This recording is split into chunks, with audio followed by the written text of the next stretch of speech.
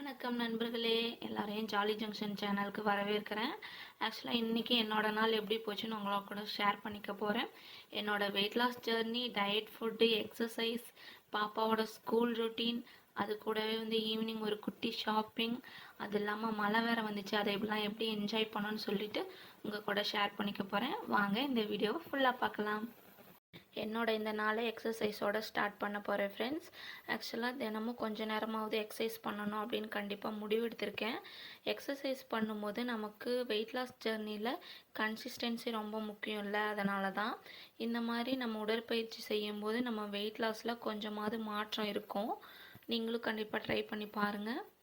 இன்றைக்கி என்னோடய வெயிட்டு 76.6 இருக்குது. எக்ஸசைஸுக்கு அப்புறம் என்னோடய டயட் ஃபுட் ரெடி பண்ண போகிறேன்.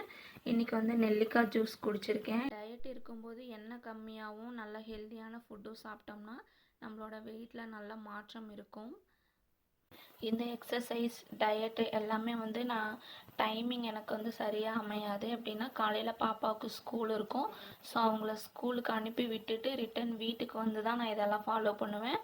காலையில் சுடுதண்ணி மட்டும் குடிச்சிருவேன். அதுக்கப்புறம் பாப்பாவை ஸ்கூலில் விட்டுட்டு வந்துட்டு எக்ஸசைஸ் பண்ணிவிட்டு அதுக்கப்புறம் தான் என்னோடய மார்னிங் டயட் ஃபுட்டே நான் எடுத்துக்குவேன் ஃப்ரெண்ட்ஸ்.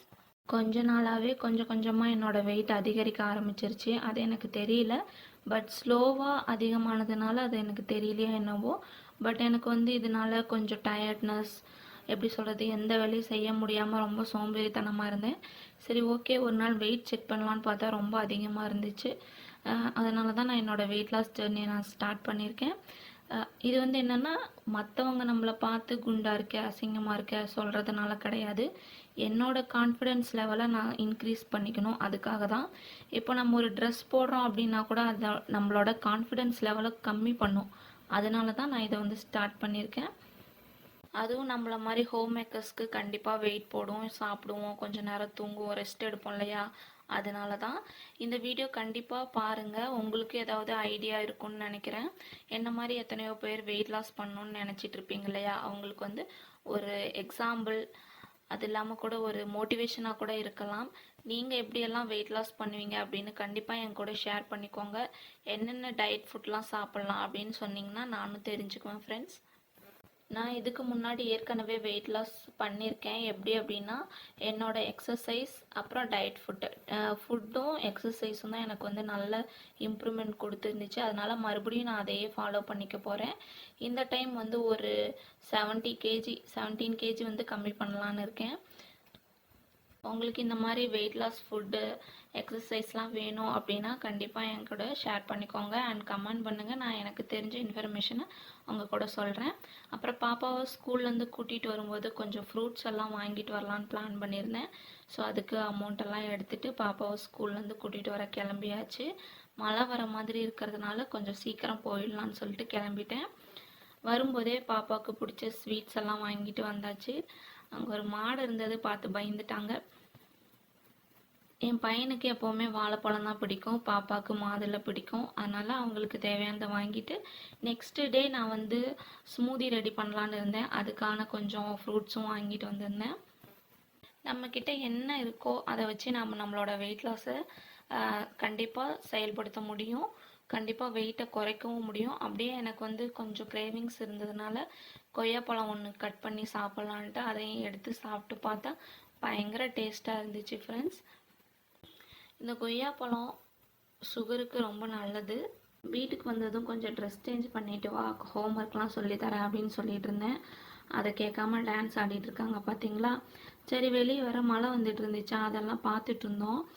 இடி எது இடிக்குதா அப்படின்ட்டு. இடியெல்லாம் எதுவும் இல்லை, லேசான மழை மட்டும்தான் இருந்துச்சு. அப்புறம் பாப்பாவுக்கு ஹோம்ஒர்க்லாம் சொல்லி கொடுக்கலான்னு சொல்லிட்டு புக்கெல்லாம் எடுத்துகிட்டு வர சொல்லியிருந்தேன். அவங்க எவ்வளோ ஸ்லோவாக எடுத்துகிட்டு வந்துட்டு இருந்தாங்க. சரி, ஓகே அப்படின்ட்டு கொஞ்ச நேரம் அவங்களுக்கு ரெஸ்ட்டு விட்டுட்டு சாப்பாடெல்லாம் போட்டு ஊட்டி விட்டுட்டேன். 2 பேருமே நல்லா சாப்பிட்டு மழையை என்ஜாய் பண்ணிகிட்டு இருந்தாங்க. பாருங்கள், ஓரளவுக்கு தூரலாக தான் இருந்துச்சு. 2 பேருமே பார்த்துட்டு இருந்தோம். நாம் எந்த ஒரு விஷயமுமே செய்கிறதுக்கு முன்னாடி எந்த ஒரு, எப்படி சொல்கிறது, மைண்டில் எதையுமே எடுத்துக்கக்கூடாது. நம்ம ஒரு விஷயம் செய்யணும்னு நினைக்கிறோமா, கண்டிப்பாக அதை நடத்திடணும். அதுக்கான டைமு, காலம், அது இதுன்னு எதுவுமே நம்ம பார்த்துட்ருக்கக்கூடாது. இப்போ நான் வெயிட் லாஸ் ஸ்டார்ட் பண்ணணும்னு நினச்சேன். அது மந்த் ஃபஸ்ட்டில் ஸ்டார்ட் பண்ணலாம் அப்படின்னு பிளான் பண்ணியிருந்தா கண்டிப்பாக என்னால் முடிஞ்சிருக்காது. ஸோ அதனால் நான் என்றைக்கு பிளான் பண்ணுறேனோ அன்றைக்கி அதை கண்டிப்பாக இம்ப்ளிமெண்ட் பண்ணிடணுன்ட்டு அன்றைக்கே ஸ்டார்ட் பண்ணியிருக்கேன் என்னோடய வெயிட் லாஸை. நீங்களும் அந்த மாதிரி ஸ்டார்ட் பண்ணுங்கள், நல்லதாகவே நடக்கும், நல்லதாகவே முடியும் ஃப்ரெண்ட்ஸ். குழந்தைக்கு அப்படியே ஹோம்ஒர்க் சொல்லி கொடுக்கலான்ட்டு புக்கெலாம் எடுத்துகிட்டு வந்து கொஞ்சம் கொஞ்சமாக ஹோம்ஒர்க் சொல்லி கொடுத்துட்டு இருந்தேன். எனக்கு ரொம்ப டிஃபிகல்ட்டாக இருந்துச்சு. ஏன் அப்படின்னா அவங்களுக்கு வந்து குழந்தைங்களுக்கு வந்து சுத்தமாக ஒரு இடத்துல உட்காந்து கான்சென்ட்ரேட் பண்ணுற அந்த தன்மையே இருக்காது இல்லையா. அதனால் அங்கே இங்கேயும் பார்த்துட்டு வேடிக்கை பார்த்துட்டு இருந்தாங்க. இருந்தாலும் ஒரு ஜாலி ஃபன் மொமெண்ட்டாக தான் இருந்துச்சு. அவங்களும் நிறையா விஷயம் கற்றுப்பாங்க, நம்மளோட நிறையா பேசுவாங்கள்ல, அதுக்காக. ஆக்சுவலாக ஒரு குட்டி சர்ப்ரைஸ் இருக்குது. இந்த வீடியோவோட எண்டில் நான் கண்டிப்பாக சொல்லுவேன். அப்படிலாம் நான் நெக்ஸ்ட் வீடியோவில் அப்டேட் பண்ணுவேன். என்னன்றதை நீங்கள் கமெண்டில் சொல்லுங்கள். ஏதாவது நீங்கள் யோசிச்சுருந்தீங்கன்னா என் கூட ஷேர் பண்ணிக்கோங்க. ஆக்சுவலாக பாப்பாவுக்கு வந்து ஹோம்ஒர்க்லாம் சொல்லி கொடுத்ததுக்கப்புறம் நான் வந்து டின்னர் ரெடி பண்ண போயிட்டேன். டின்னருக்கு வந்து நான் என்ன சாப்பிட்டேன்னா 2 சப்பாத்தி அப்புறம் கொஞ்சம் மீன் குழம்பு சாப்பிட்டேன். மத்தியானமும் வந்து நான் என்ன செஞ்சேன்னா சாப்பாடு, கீரை, பொரியல்லாம் செஞ்சுருந்தேன். பட் அதெல்லாம் வீடியோ எடுத்திருந்தேன், அது எங்கன்னு தெரில, மிஸ் ஆகிடுச்சு, டெலீட் ஆகிடுச்சு போல். அதனால தான் உங்களோட ஷேர் பண்ணிக்க முடியல. நெக்ஸ்ட்டு அடுத்தடுத்து நான் அப்டேட் எல்லாமே கண்டிப்பாக நான் சொல்கிறேன். நீங்கள் ஸ்கூலுக்கு போகிற குழந்தைய உங்கள் வீட்டில் வச்சுருக்கீங்க, இல்லை உங்களுக்கு வந்து இதனால் நிறைய டிஃபிகல்ட்டி இருக்குது, நீங்கள் என்னென்ன டிஃபிகல்ட்டிலாம் ஃபேஸ் பண்ணுறீங்கன்ட்டு எனக்கும் சொல்லுங்கள், நானும் அதை தெரிஞ்சுக்கிறேன். ஏன்னா நமக்கு வந்து 2 குழந்தைங்க இருக்காங்க, ஒன்று ஸ்கூலுக்கு போகிறாங்க, ஒருத்தங்க வீட்டில் இருக்காங்கன்னா அவங்க எந்த அளவுக்கு நம்ம அவங்கள மேனேஜ் பண்ணுறதுல டிஃபிகல்ட்டாக இருக்குன்னு எனக்கும் தெரியும். நானும் வந்து எப்படின்னா பாப்பாவை ஸ்கூலுக்கெல்லாம் கிளப்பி விட்டுட்டு பஸ்ஸில் தான் போவேன், அவுட் பஸ்ஸில். பாப்பாவை கொண்டு போய் ஸ்கூலில் விட்டுட்டு ரிட்டன் நான் தம்பி கூட்டிகிட்டு வீட்டுக்கு வரணும். அவனை வந்து ஃபுல்லாக நான் தான் கேரி பண்ணிக்கிற மாதிரி இருக்கும். அவனை தூக்கிட்டு போகிறது வர்றது எல்லாமே அப்படி தான் இருக்கும். ஆக்சுவலாக உங்களுக்கு வந்து இந்த வீடியோ பிடிச்சிருந்துச்சு, இந்த விலாக் பிடிச்சிருந்துச்சுன்னா லைக் பண்ணிக்கோங்க, ஷேர் பண்ணிக்கோங்க அண்ட் சப்ஸ்கிரைப் பண்ணிக்கோங்க. இந்த மாதிரி வெயிட் லாஸ் டிப்ஸு, எக்ஸசைஸு, அதுக்கப்புறம் மோர் இன்ஃபர்மேஷன், இதுக்கு எல்லாத்துக்குமே நம்மளோட சேனலை ஃபாலோ பண்ணிக்கோங்க ஃப்ரெண்ட்ஸ். உங்களுக்கு ஏதாவது டவுட் இருந்துச்சுன்னா என் கூட ஷேர் பண்ணுங்கள், கமெண்ட் பண்ணுங்கள், நான் அதுக்கு ரிப்ளை பண்ணுவேன். என்ன ஒரு விஷயம்னா நம்ம எப்போவுமே பிறக்கும் போதே எல்லா விஷயமும் கற்றுக்கிட்டு தான் பிறக்கிறோம், ரொம்ப இன்டெலிஜென்ட் அப்படின்னு கிடையாது. எல்லாருமே வளர வளர தான் ஒவ்வொரு விஷயமா லேர்ன் பண்ணிக்கிறோம்ல, அந்த மாதிரி தான் குழந்தைங்களும் ஸ்லோவாக தான் லேர்ன் பண்ணிப்பாங்க. நம்ம அவங்களுக்கு வந்து புரிகிற மாதிரி பொறுமையாக சொல்லி கொடுக்கணும்.